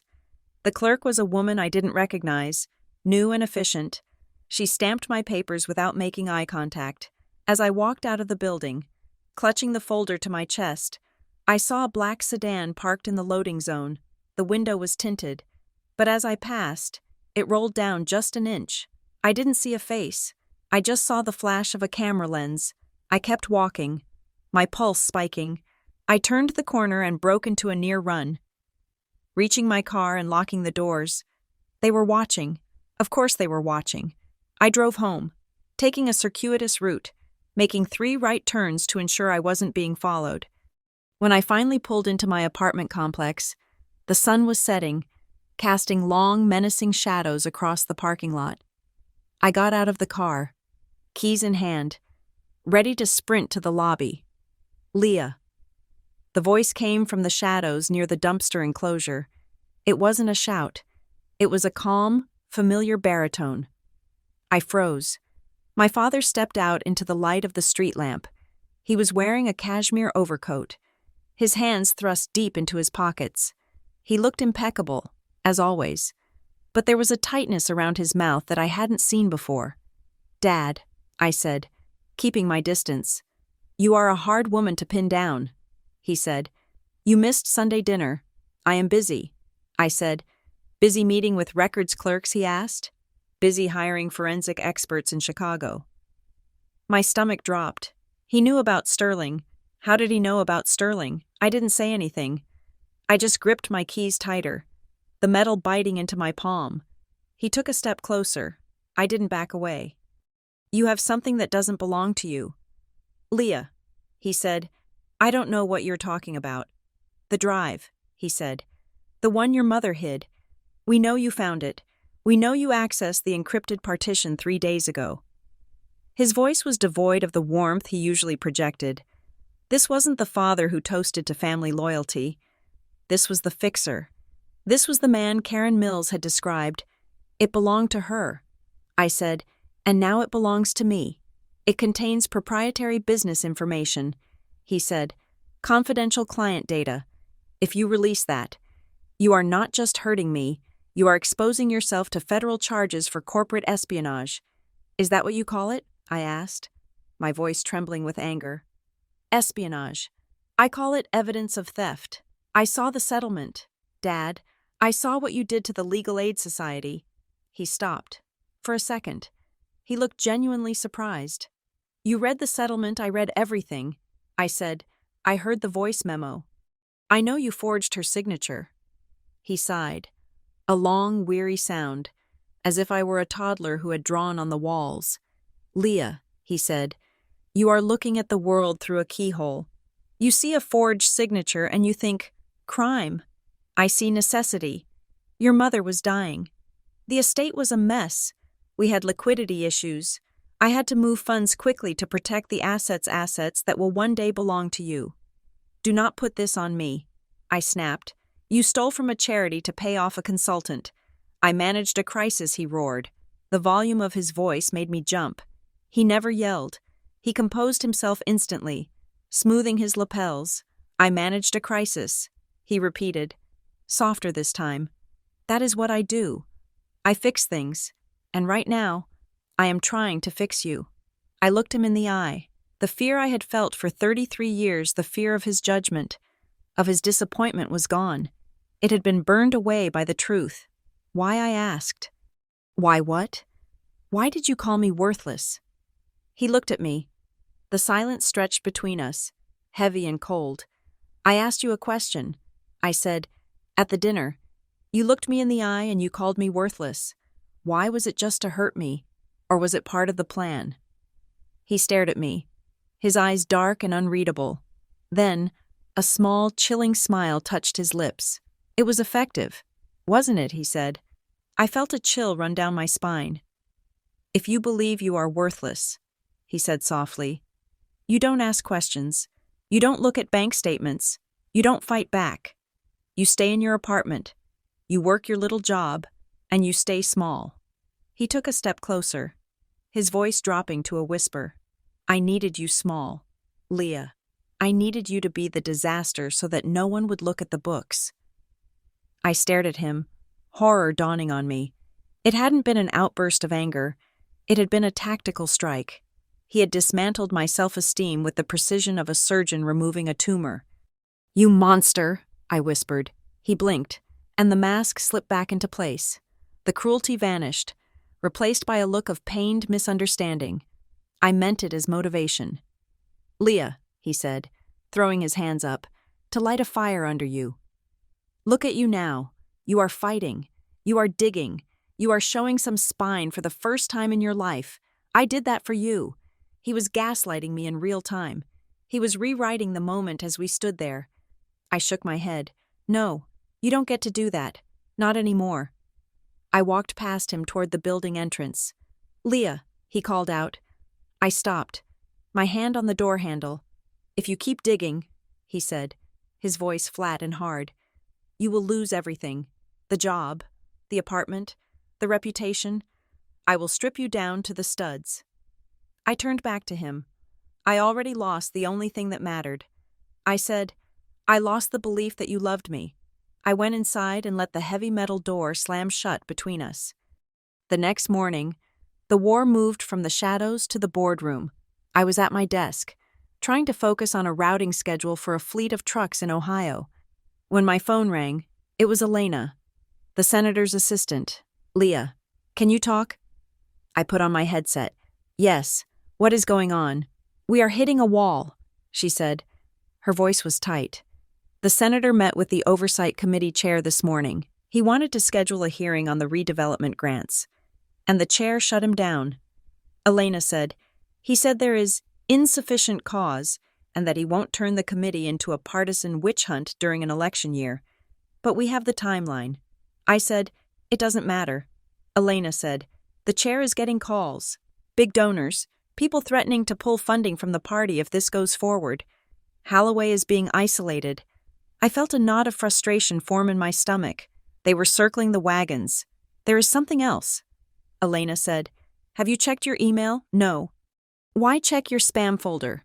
she said. "Look for an invitation from the city council." I opened my email and navigated to the spam folder. There it was. Subject: nomination to Community Redevelopment Advisory Group. I opened it.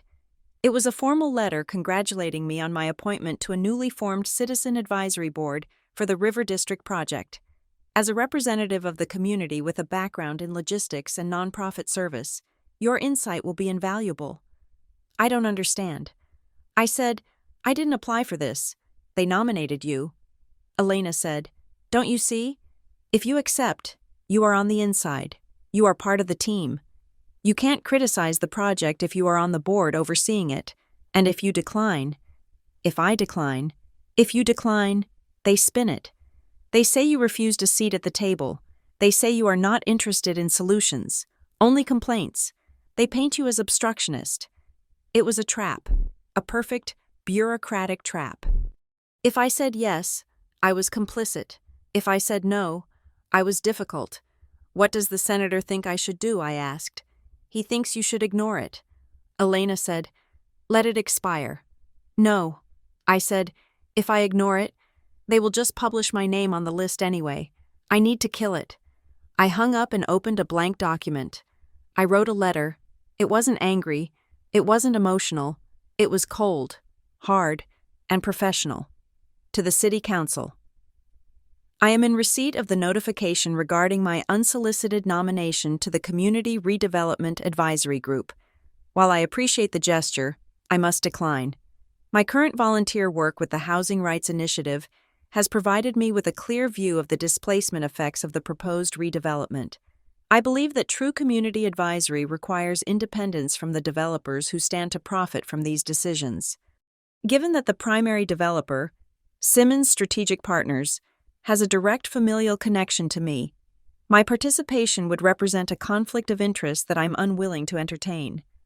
Furthermore, I cannot in good conscience serve on a board that legitimizes a process I believe to be fundamentally flawed and lacking in transparency. Sincerely, Leah Simmons. I hit send. Then I forwarded a copy to Ben. Within 2 hours, the blowback started. It began with a reply all from the council secretary. Accidentally on purpose copying a dozen local stakeholders. "Ms. Simmons, we are disappointed by your refusal to engage in constructive dialogue. It is easy to criticize from the sidelines, but real change requires collaboration." Then came the whispers. I went to the break room to get coffee, and 2 colleagues stopped talking the moment I walked in. I heard one of them whisper the word, "difficult." I checked my LinkedIn. Someone had posted a vague update about the importance of team players in civic growth and avoiding toxicity. It was liked by 3 people I went to high school with. My father was making good on his threat. He was painting me as the problem, the bitter daughter, the woman who wouldn't play ball. But then, a crack in the wall appeared. I was walking to my car after work when my phone buzzed with a text message. It was from a number I didn't know. "Don't reply to this." I stared at the screen. A second message popped up. He didn't start this. The system was already there. He just inherited the playbook. Ask Holloway about the 1998 bond issue. Ask him about Kessler. Kessler. The name from my mother's note. Vane. Kessler. Moretti. I felt a jolt of electricity. He inherited the playbook. This wasn't just about my father. He was a cog in a machine that had been running for decades. And the person texting me someone inside his circle, someone who knew the history, was giving me a map. I drove straight to the senator's office. It was late, almost 7, but the lights were still on. I showed the text to Holloway. He read it, his face going pale. Kessler. He muttered. Who is Kessler? I asked. Jonas Kessler, Holloway said, sinking into his chair. He was the head of the Planning Commission 20 years ago. He was a mentor to your father, and he was my rival. Holloway said quietly, we ran against each other for the state Senate seat. It was a brutal campaign. He destroyed me in the debates, but then he got caught up in a scandal involving improper land deals. He resigned in disgrace. He looked at me, and for the first time, I saw something unguarded in his eyes. I used that scandal to win. Leah, I campaigned on cleaning up the corruption Kessler built. I felt a cold realization settle in my stomach. My father took over Kessler's network, didn't he? I said. Yes, Holloway said. And you are using me to finish the job you started 20 years ago. I said, this isn't just about justice. This is about bearing the Kessler legacy once and for all. Holloway didn't deny it. He didn't look away. In politics, motives are rarely pure. Leah, yes, taking down your father hurts the faction that has opposed me for 2 decades. Yes, it helps my re-election, but that doesn't mean your mother's cause isn't righteous. It just means our interests align. I looked at him. I looked at the politician who had offered me a lifeline. He was using me. My father was using me. Everyone was using me as a pawn on their chessboard. But a pawn can become a queen if it reaches the end of the board. I am not playing defense anymore. I said, what do you mean? Holloway asked. I am done waiting for subpoenas. I am done writing polite letters of refusal.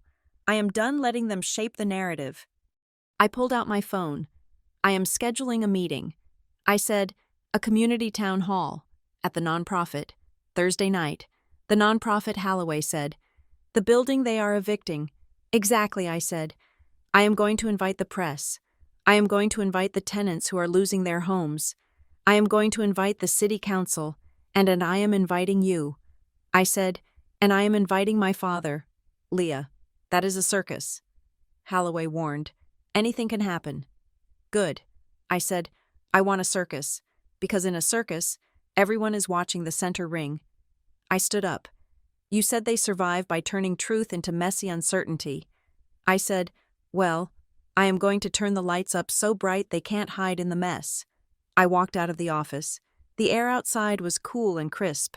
I typed out the invite on my phone as I walked to the car. Community Crisis Meeting, the future of the River District. Join us for a transparent discussion about the sale of the Housing Rights Initiative building and the truth behind the redevelopment funding. Open mic, open records. I hit send. I posted it to the neighborhood forums. I emailed it to Ben. I emailed it to the city council. And then, with a trembling finger, I emailed it to Robert. Simmons Partners, com. The subject line was simple. You wanted me to have a career. Come see me work. I got into my car and started the engine. The engine roared to life, a steady, mechanical sound that felt like a heartbeat. I wasn't worthless. I was the one holding the match, and I was about to burn their whole house down. The fluorescent lights of the Housing Rights Initiative office hummed with a low, electric buzz that sounded like a headache waiting to happen. We had arranged 30 folding chairs in a semicircle, facing a portable projector screen I had borrowed from the library. By 6:55 in the evening, every chair was taken, and people were standing along the back wall near the filing cabinets. I stood at the front of the room, adjusting the HDMI cable connected to my laptop. My hands were steady. It was a strange sensation. For weeks, I had been shaking from fear, from anger, from the cold shock of betrayal. But now, Standing in the center of the blast radius, I felt a calm that bordered on numbness. I wasn't Leah the disappointment anymore. I was Leah the witness. I scanned the room. Sarah was in the front row, looking pale and clutching a binder of tenant rights. Ben was in the back, leaning against a support pillar, his phone recording. There were tenants from the building, Mrs. Higgins, from 2B, the young couple from 4A looking anxious about their eviction notices. There were 2 members of the city council, sitting with their arms crossed, looking like they would rather be anywhere else, and there, in the 3rd row, sat my father. He had come alone. He wore a navy suit that cost more than the annual rent of this storefront. He sat with perfect posture, a look of polite, patient concern on his face. He nodded at people as they passed, playing the role of the benevolent community leader attending a quaint neighborhood gathering. He caught my eye and gave me a small, sad smile. It was a smile that said, "I am here to catch you when you fall." He didn't know I wasn't planning to fall. I checked my watch. 7 o'clock. I walked to the center of the room. The chatter died down. "Thank you all for coming," I said. My voice was clear, amplified slightly by the small microphone I had set up. "Most of you are here because you received a notice to vacate. You are here because this building, which has been a resource for this neighborhood for 10 years, has been sold." I clicked the remote in my hand. The screen behind me lit up with a scan of the eviction flyer. "The Riverview Lofts," I read. "Coming soon." The tenants murmured. Mrs. Higgins shook her head, wiping her eyes. "We were told this sale was a standard commercial transaction." I continued. "We were told the lease was terminated due to a change in ownership, and on the surface, that is true. But we are not here tonight to talk about the surface. We are here to talk about the foundation." I clicked the remote again. The timeline appeared. It was the same timeline I had shown the senator, but simplified, high contrast, easy to read. March 12th, 2 years ago, zoning variance approved. March 10th, 2 years ago, $10,000 donation to council re-election fund. August 4th, last year environmental impact waived. August 2nd, last year $15,000 donation to park renovation. I walked along the screen, pointing to the dates. "We call these community partnerships," I said. "We are told that developers donate to our city because they care about our parks and our libraries, and maybe some do. But when the dates line up like this, payment, it stops looking like charity. It starts looking like a toll booth." A council member in the 2nd row stood up. "Ms. Simmons, this is highly inappropriate. You are implying a quid pro quo without context. These donations are matters of public record." "They are," I agreed. "But the context is what matters. Context like this." I clicked the slide. The logo for Simmons Strategic Partners appeared next to the logo for the Better City Fund. The Better City Fund is the primary donor for 3 of the council members in this room. I said, "It is listed as a charitable organization, but its registered address is a suite that has been vacant for 5 years, and its founding documents list an advisor from Apex Consulting." I looked at my father. He hadn't moved. He was watching me with the intensity of a hawk watching a field mouse. "Apex Consulting is the firm managing the Riverview Lofts project." I said, "They are the ones evicting us, and the lead developer is my father, Robert Simmons." The room shifted. People turned to look at him. He didn't flinch. He simply recrossed his legs. "But this isn't just about zoning." I said, "It is about what happens when someone tries to ask questions." I walked back to the laptop. 5 years ago, a woman named Margaret Simmons, my mother, began to notice these patterns. She wasn't a lawyer. She wasn't a politician. She was a teacher who balanced the family checkbook, and she noticed that money was moving in ways that didn't make sense. I picked up the small external speaker I had placed on the table. She wanted to speak up. I said, but she was told she was confused. She was told she was sick. She was told that if she said anything, she would be labeled as unstable. I pressed play. The room went silent. The static hiss filled the air. And then my mother's voice, tinny but unmistakable, washed over us. "He told me today that I am not well." He said I am forgetting things.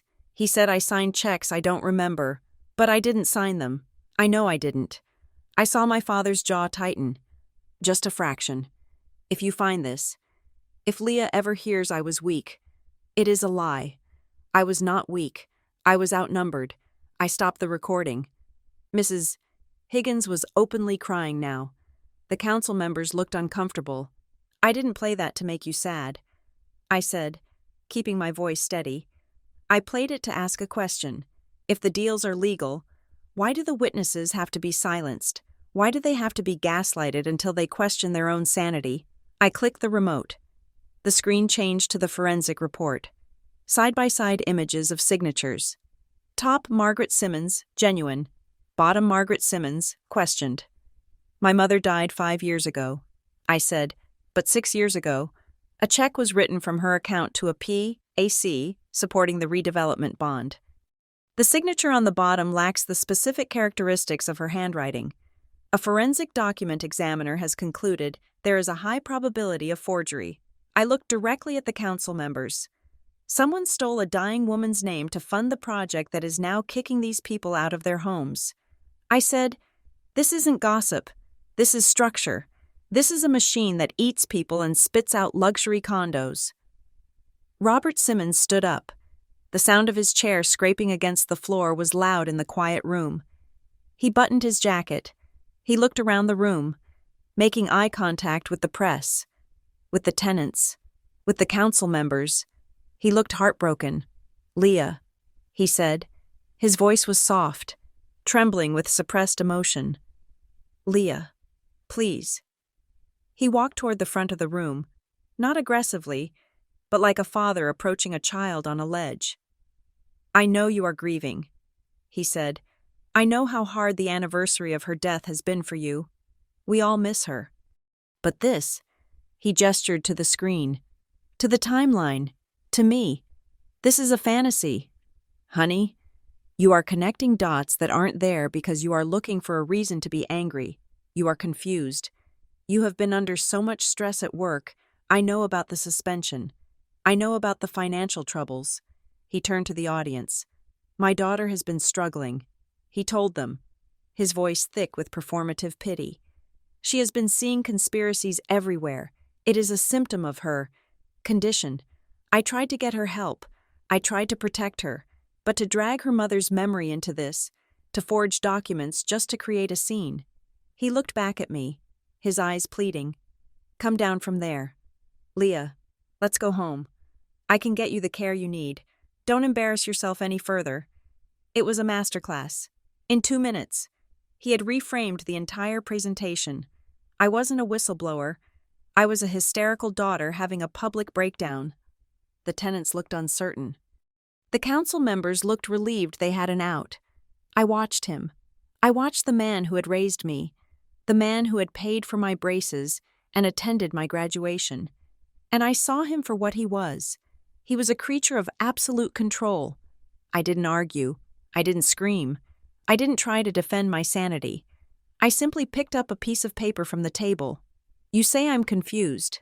Dad, I said into the microphone, you say I'm struggling financially and that you tried to get me help. I held up the paper. This is an email you sent me 4 days ago. I said, I began to read.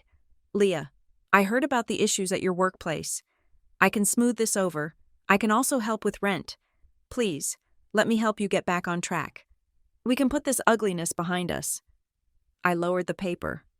If I am confused, why did you offer to pay me to stop if I am imagining things? Why did you try to buy my silence?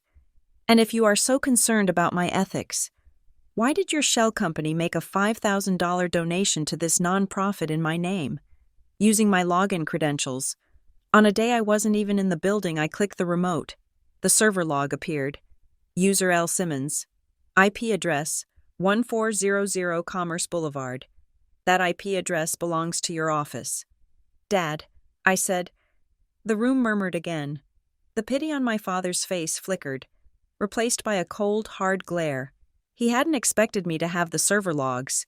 He hadn't expected me to be prepared. Just then, the front door opened. Senator Holloway walked in. He was flanked by 2 aides. He looked serious, purposeful. Senator Ben called out from the back. "Do you have a comment on the allegations?" Holloway walked to the front, stopping between me and my father. He looked at the screen, then at the crowd. "I have been reviewing the documents Ms. Simmons provided," Holloway said. His voice was the practiced baritone of the Senate floor. "They raised serious questions about the transparency of the grant process in the River District." He paused. I held my breath. This was it. This was the moment he would name the villain. "We need a full review of the allocation protocols," Holloway continued. "We need to ensure that the bidding process is competitive. Transparency is the bedrock of democracy. If there were procedural errors, they must be corrected." I stared at him. Procedural errors. He wasn't going to do it. He wasn't going to name my father. He wasn't going to name Apex. He was calling for a committee, a review, a bureaucratic shuffle that would bury the truth for another 2 years. He was protecting himself. He was using my evidence to damage the opposing party's machine. But he wasn't going to burn the machine down, because he needed it too. I looked at Holloway, and he met my gaze. His eyes were apologetic but firm. "This is how the game is played," he seemed to say. "Take the win." But it wasn't a win. It was a compromise. I realized then that no one was coming to save me. Not the senator, not the press, not the system. If I wanted to burn it down, I had to use my own fuel. "I have one more thing," I said. My voice cut through the senator's platitudes. Holloway turned to look at me, surprised. My father was already halfway to the door. Sensing the tide turning, trying to make a tactical retreat. "Mr. Simmons," I called out, "please stay. This part is for you." He stopped. He had to. To leave now would look like flight. "You called me worthless," I said. "At the dinner last week, you said I was a liability. You said I had no value." My father turned around. He looked bored.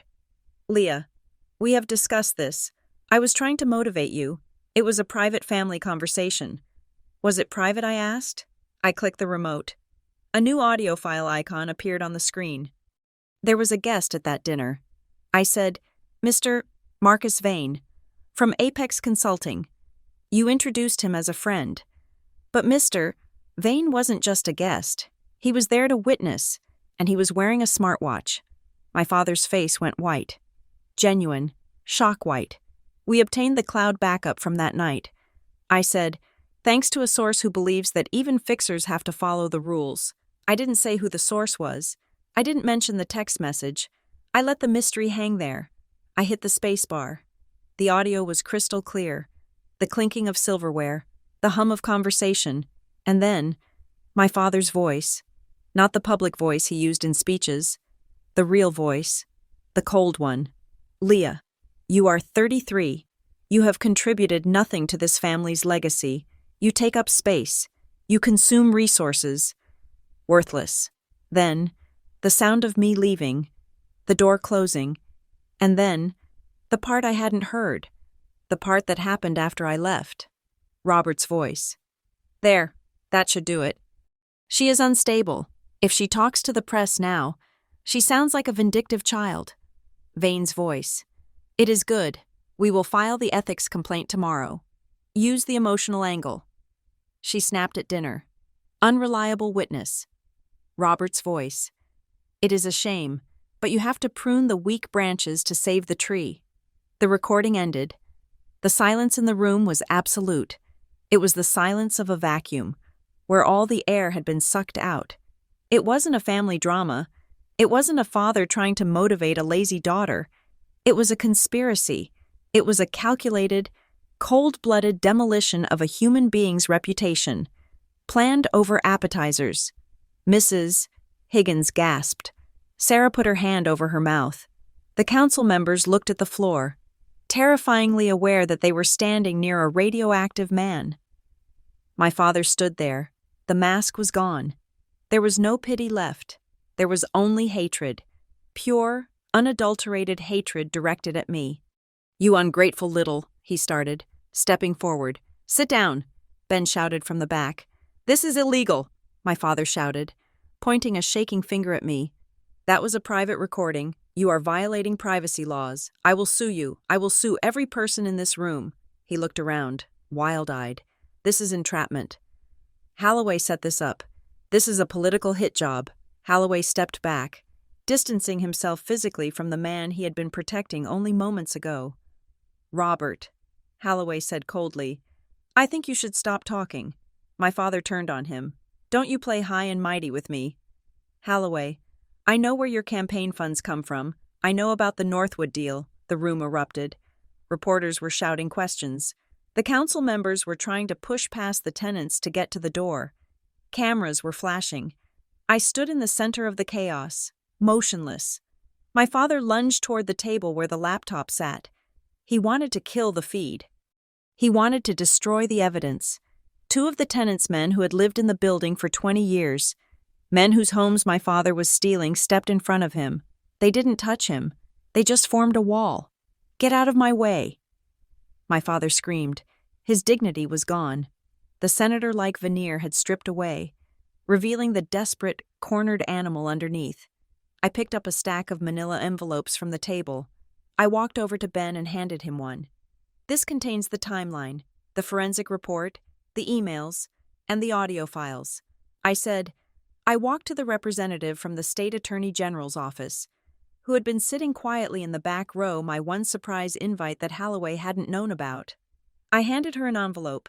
"This contains the proof of wire fraud and forgery involving the estate of Margaret Simmons." I said. I walked to Holloway. He looked at me with a mixture of fear and admiration. I handed him an envelope. "This is for you, Senator," I said, "so you can't claim you didn't know the whole truth." I turned back to the microphone. The room quieted down, just enough to hear me. "My name is Leah Simmons," I said, "and as of this moment, I am resigning from my position at the logistics firm. I am resigning from my volunteer role here. I am stripping myself of every leverage point you have against me." I looked at my father, who was now on his phone, furiously screaming at a lawyer. "You can't fire me, Dad," I said, "and you can't evict me from the truth." I unplugged the laptop. The screen went black. The meeting was over. The war had just begun. I walked out of the back door of the nonprofit while the chaos swirled in the front. I could hear the shouting. The sirens of police cars arriving, called by whom? I didn't know. The night air was cold and smelled of rain. My car was parked in the alley. I felt empty, but it was a clean emptiness. Like a room that had been cluttered for 30 years and was finally completely bare. I had done it. I had exposed the network. I had cleared my mother's name. I had proven that I wasn't worthless. I unlocked my car door. My hand was trembling now, the adrenaline finally crashing. My phone buzzed in my pocket. I hesitated. I almost didn't look. I wanted to throw the phone into the dumpster and drive until I hit the ocean. But I pulled it out. It was a text message. Unknown number. I read the screen in the glow of the streetlight. "You think this ends in your town?" I stared at the words. "You think this ends in your town?" It wasn't a threat from my father. My father was currently busy trying to stay out of handcuffs. This was from someone else, someone watching from higher up, someone who saw my father not as a leader, but as a branch that had just been pruned. The network was bigger than Robert Simmons. It was bigger than Apex. I had cut off a head, but the Hydra was still alive. I looked up at the skyline, at the construction cranes that dotted the horizon like steel skeletons. I wasn't safe. I was just getting started. I got into the car, locked the door, and drove into the dark, wide-open future. Thank you for listening to this story. It has been a journey through the shadows of family loyalty and the high cost of the truth. I hope Leah's courage resonated with you as much as it did with me while writing it. I would love to hear from you. Please comment below and tell me where you are listening from. Are you tuning in from a bustling city, a quiet town, or somewhere in between? If you enjoyed this story, please subscribe to Revenge Stories for more tales of justice, betrayal, and the long road to redemption. Share your thoughts in English in the comments. I read every single one. Until next time, keep your eyes open.